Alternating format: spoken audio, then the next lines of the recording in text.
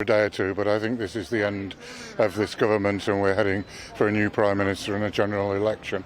I've been listening to sort of loyal Conservative backbenchers saying he's the best person for the job. It's a pretty absurd position to take, to say that a man who is a regular liar, a congenital liar, is the best person to lead this country. He is not. He has continually failed the country, both in the services that are being provided by the government and in his own integrity and honesty. And the sooner we get rid of him, the sooner we have the general election, so that the people can decide on a new government, the better. But Boris Johnson's been who he is for decades now.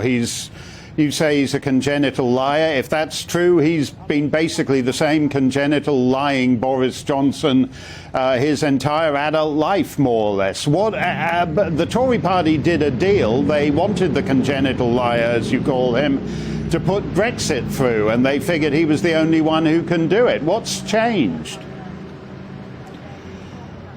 Well, I think he did two things. One, he won a general election with a big majority and then got Brexit done, more or less, or about 95% of Brexit done.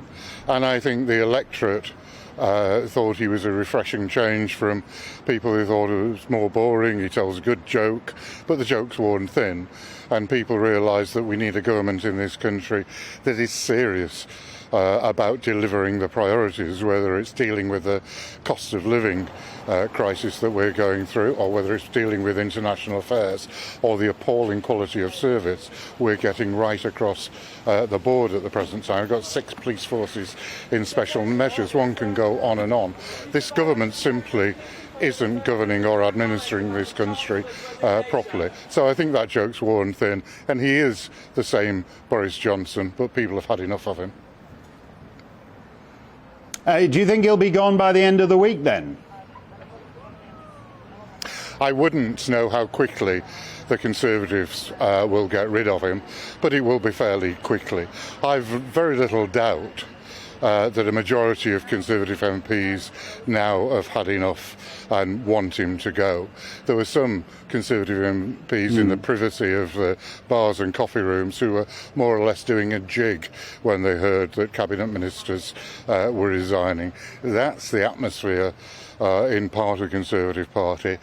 There are some people who are loyal because they think it's right to stand by their man, but they're a diminishing number, and most of them recognise that the game's up.